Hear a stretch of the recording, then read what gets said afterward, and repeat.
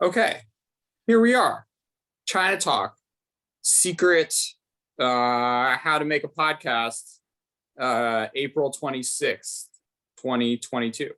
So Mads, Ali, and I have already recorded a brief conversation in Riverside, which is the good platform to use if you want to record podcasts. Don't use Zoom, use Riverside.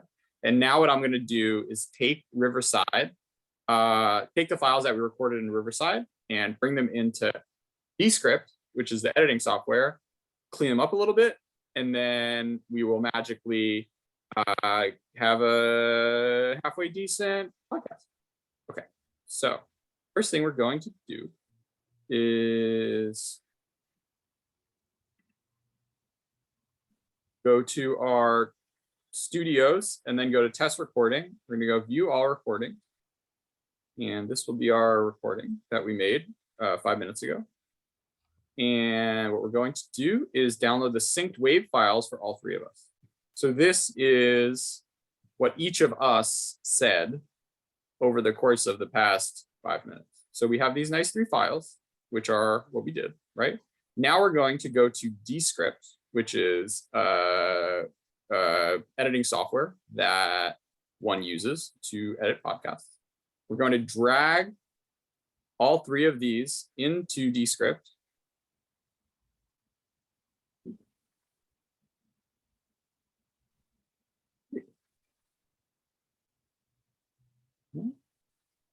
Open.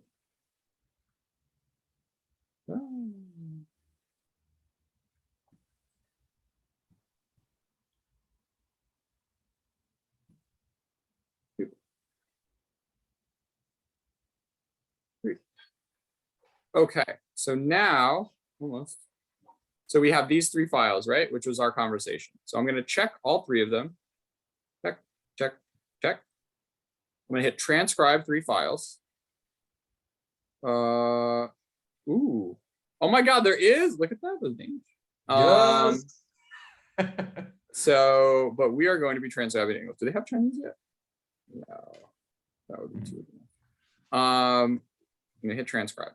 So this takes a little bit of time, but not too much time, especially because these files are short. So the other thing I'm going to do, so magically, this app knows that all these files are 3 minutes or 5 minutes long. Maybe they're all part of one conversation. So what I do want to do is create a multi-track sequence. And then what I also want to do is create a single composition. So this is, I'll name you 2. Ali. We have Mads. And then we have all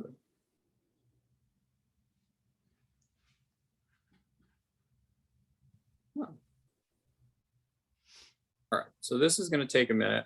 While we're doing this, we're going to do another thing, which is really, really cool, which is called apply studio sound. And basically what that does is it's a like one size fits all, fix all of your problems when it comes to normalizing, noise reduction, EQ.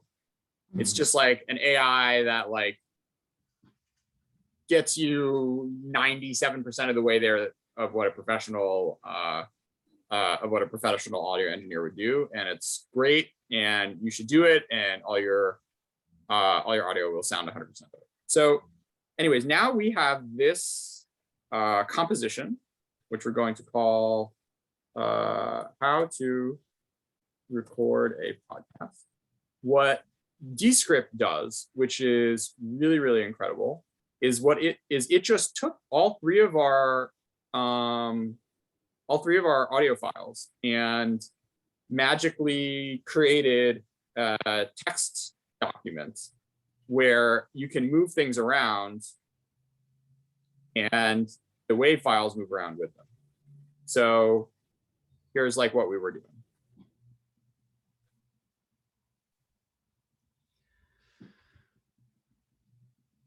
So if you want to hear this part,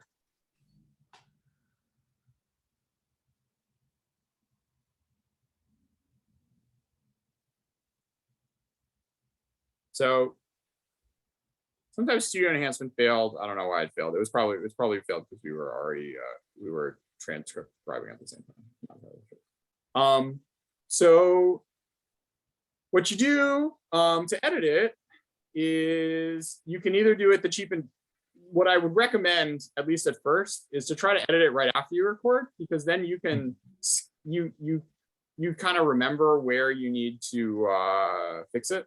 If there was like an awkward part, and then you don't have to listen to the whole thing, you can just scroll through and be like, oh yeah, that sounds very Trump, comment, I just want to cut because I didn't like it. But you can also listen to it afterwards. One of the things I like to do is speed up how fast I listen to it when I listen to it back. So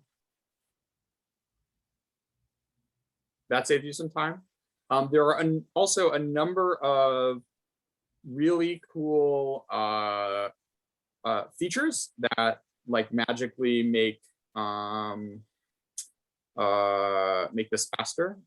There's a thing called shortened word gaps, where if you have like a break in a conversation that's too long,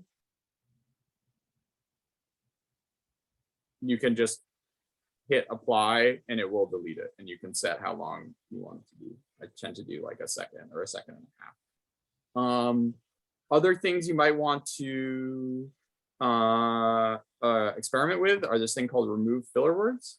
I actually used to do it, and now I leave the filler words in, and then only cut the filler words out when they're really, if they're really bad, when I'm sort of listening. But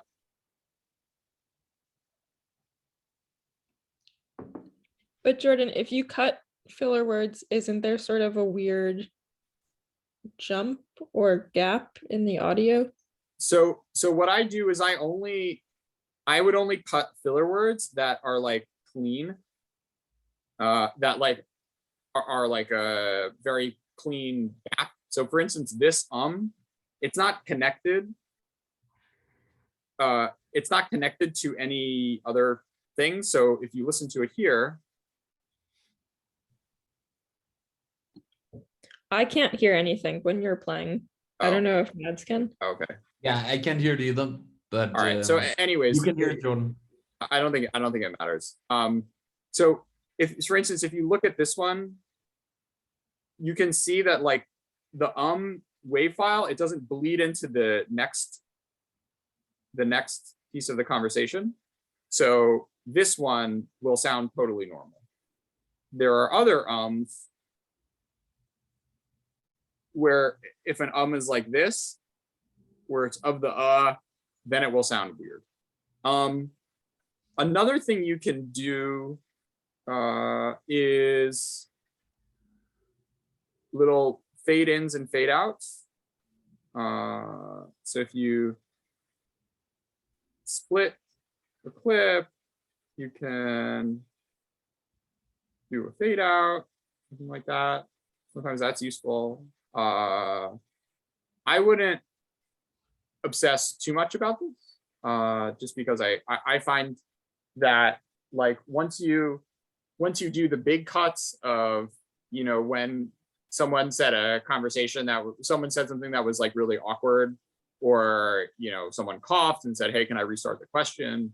That would be the stuff I would worry about. I found that the marginal return on effort of, you know, cleaning up every single sentence and making sure that things, you know, cutting like a 30-minute podcast down to like a 27-minute podcast because you snipped out this sentence here and there tends to not be worth it.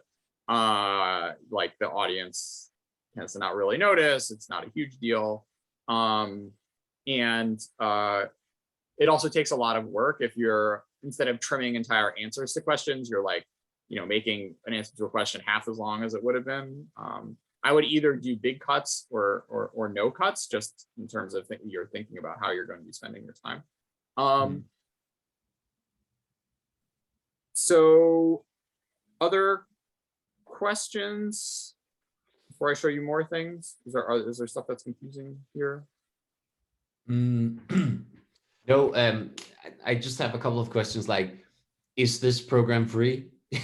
first thing. So the program is Yeah. not free. I think it's like, I don't know what the pricing plans are. It's like maybe like $30 a month or something. But the amount of time it will save you versus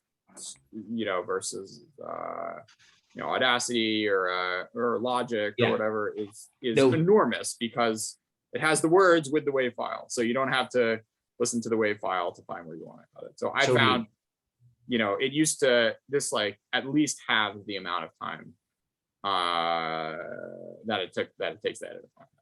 Yeah. We are gonna apply for funding, so we might as well put this on the budget also. Oh, absolutely. But yeah, I've been transcribing and doing this stuff before for interviews. So of course, just seeing this, Jordan, it makes it it saves so much time. Yeah. I mean, the two killer features are the transcribing is like basically as good as Otter or another sort of professional transcription service. Yeah. The other thing is, if you want to correct transcripts, it's really, I haven't done a ton of this, but if you correcting the transcript within the app is really easy. They have like all these like nice little hotkeys, and it's synced up and you're listening to it at the same time. So that I found to be really useful. Ali, I know that's something that you're going to be doing with your interviews. But yeah, I would just Google like transcription workflow or something. They have this I know this is maybe an unpopular opinion, but I prefer to correct my transcripts in a Word document and then only listen back to the audio where there's obviously something wrong. Because like if you're making large cuts to clean it up anyway, like why listen to the whole thing, Well, I guess the logic would be, I mean, if you're making large cuts, different from a podcast, but I mean, if you're running like a Q&A transcript, I find it totally, yeah. I mean, I guess the only upside is it lowers the friction of listening to the audio, right? Because it's like right here. So anyways, whatever, you'll find something that works for you. So the other things you'll want to do is you probably want to have like an intro music and outro music. So what you do is you just go to the beginning, go to the end, and then you take a song, and then you just drag it in here magically. And maybe you want to fade it in or something, and then you have your song. And this is so cool. I love all the rep you have gotten into your to your show over the years, Jordan. I just wanted to know, like, do you write sometimes to the rappers, like to ask them, or have they ever said anything, or like permission? Yeah. No. Look, no. Okay. No. Yeah. I don't know. I mean, it's. I was just wondering, as a. I used to not credit them, which was bad. I had it like behind a paywall, but I stopped that. I mean, I guess like maybe I should try to find them and pay them 100 kwai for usage fee, but like realistically, I'm not gonna do that. I don't think they're gonna care. And no, I don't know. I'm just asking, I've also been thinking, just with Chinese rap, you've probably just broadened it out to many more people, right? Than would normally listen to it. So I guess so. That's how I like to think of it, as like I'm doing a service. I don't know. Okay, so let me now take you guys. So then it's very straightforward. Then what you do is all you hit is export. Or sorry, any more questions about the Descript thing? No, maybe just like you listen to it, as you said, like you would speed it up, listen to it yourself. Do you have any other thing on the process there? Like, do you usually have somebody else listen to it as well? Maybe that's later in the process, I guess. So now I have an editor who does a first pass, and then sometimes I'll listen to it. Sometimes I'll just scroll through just to double check if there isn't anything really bad that she missed. Yeah. But yeah, I would say try not to, my advice would be not to spend a ton of time cutting. Okay. And sort of fidgeting with the recording, because it just generally, as like, I think there are better uses than Jordan, stuff. Yeah. If you were to estimate, how much time do you average like editing a podcast episode? For me, for start to finish, and this is, let's say, obviously you're good at it, so it's going to be faster. Yeah. An hour-long podcast with going from, so like the downloading to putting this in here to doing the transcripts. Like the transcripts, if it's an hour-long thing, that probably takes like 10 minutes maybe. But from the editing process, I would probably say like anywhere between like half an hour and an hour and 15 for an hour-long show. Okay, so that's really fast. Yeah, that's yeah. I mean, again, it's going to be a function. So I listen to it on like 2.5 speed when I edit, which is maybe not something you guys will be comfortable doing at the beginning. And then also like learning to let go. Back when I used to be really aggressive and cut out every and whatever, I started getting the feedback, oh, like this isn't natural. There's no pauses in people's sentences. Like it's like cut too fast and it's like too much information too quickly. So when I stopped doing that, I started saving myself a lot of time by not kind of like making it all like super perfect. And there's not a ton of, this isn't like a Radio Lab episode. Like you don't have like sound transitions. You're not going to be having multiple, you're not be stitching multiple voices together. You don't have like audio that extra audio you need to record. I guess sometimes like the only times it's kind of annoying is sometimes you have like weird audio artifacts. So if someone is speaking and then like, someone screams in your house, what you might have to do is go to this edit sequence thing. And for instance, like we kind of talked over each other here. So if I wanted to just make you disappear, I'd have to go like this, and I have to go like this, and then I have to go like this. Like that can be annoying sometimes, like cleaning that sort of thing up. But even then, it tends to not be a ton of time, maybe an extra 5 minutes or something. Like there's some weird stuff going on with your audio. I might want to, depending on how bad it is, I might want to, have it snip and disappear. But I would really try to not spend more time editing than the length of the show, and have that be sort of a benchmark as you do this. I will say also, at least at the beginning, I would encourage you to do this process just so you can kind of get a sense of what you're doing well and poorly when it comes to the interviewing, because just kind of listening to it again, you can start to hear like when they're engaged, what questions work, what questions don't.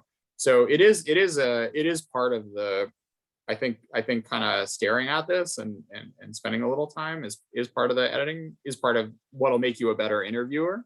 But I don't think it's something to super obsess over. Other questions?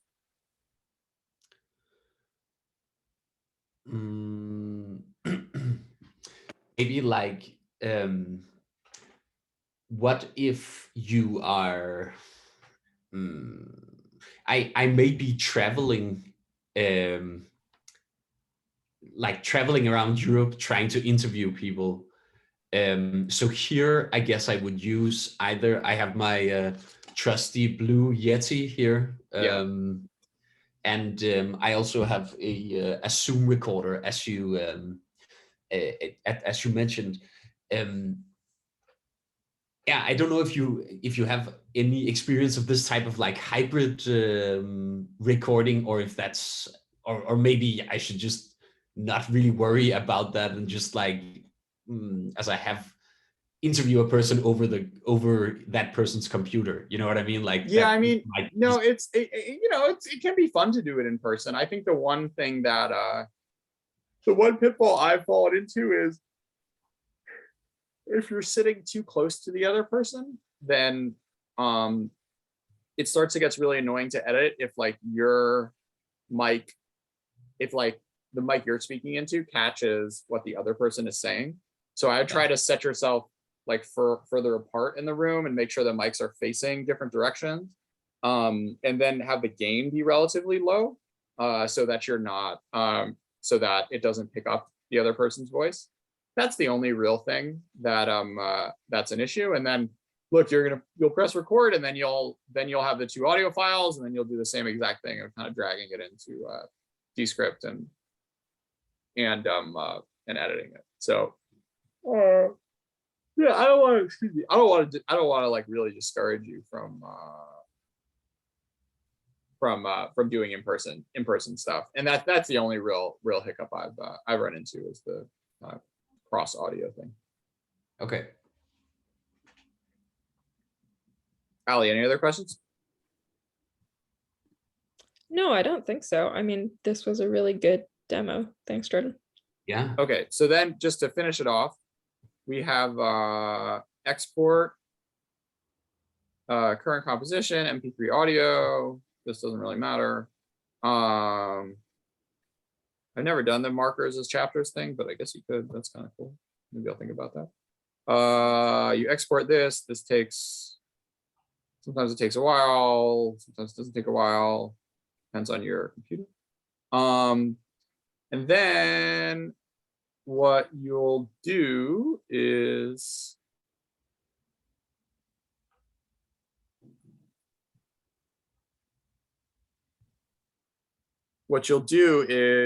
on your hosting platform, it'll have some sort of like create an episode thing. Then you'll load in your episode. You'll probably have like a cover image, episode title, subtitle, summary. And then that's it. You can schedule it. You can publish it right away. In terms of what platform I would use, I think for both of you, I would recommend just using Substack. Okay. The downside of not using Substack is that, or the downside of using Substack is they don't have an ad market.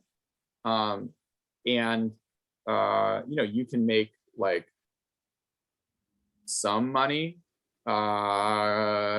selling ads. Like it's generally like CPM is like for programmatic ads, so like randomly inserted ads is something like $15 per 1,000 listens.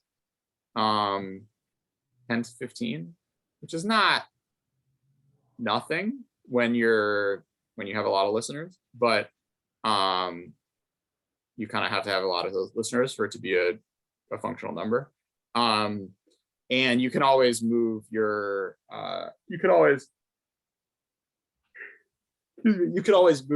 subscription you can always move your show from Substack to somewhere else if you end up kind of reaching a lot of subscribers and you want to have and you want to start selling ads. But in the meantime, I would just recommend you stay in the Substack ecosystem and not stress too much about all these other platforms. Okay, just two questions Yeah. to that then. Is it difficult to get on what is it, Apple Podcasts as a No. Okay. Isn't it something like you upload 3 episodes and like after a couple of days or even weeks or something, they come back to you and just like let you be? I mean, as long as you're not like a scam, you'll be fine. There's not like a bar that they hold at all. You just have to submit, and a lot of these platforms, they do the submission process for you. It's not a big hurdle whatsoever. Okay. And then I was just thinking like across platforms, because I think we're gonna have a website for Sinalytica also. So, we're probably gonna have our own analyses written there, and we're probably gonna feed the podcast into that website. You know what I mean? Yeah. So it's like, I guess this is a common problem that all of a sudden you have your material spread out over like several domains and several platforms, right? Yeah, I don't know wouldn't if- worry too much about it. You can embed the podcast into the website. If you think for whatever reason your people are going to listen on the website, you can just link to it. I don't think it's a big problem. Okay. Cool. Anything else? No, I think I'm gonna take this back to Sinalytica headquarters and and get the podcast rolling. All right. Ali, any final questions?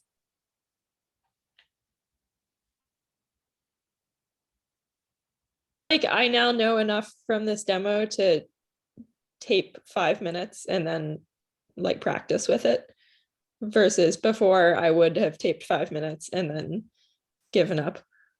So All right, that was the goal. I mean, you don't have to tape 5 minutes. You already have audio from the people you've talked to, right? Or have you just doing it over the phone? no, I guess I do have audio, but I wouldn't want to use someone's audio without their consent, even just to practice editing. No, I don't know what to do about you and your morals. All right, Ali. You two get to sleep. This was a lot of fun. Looking forward to you becoming audio superstars. Yeah, Jordan, when are you coming to London so we can hang out? Never. Ugh. I don't know. I was almost gonna have like a 14-hour Gatwick layover, and I decided to spend $150 not to do that. That's fair.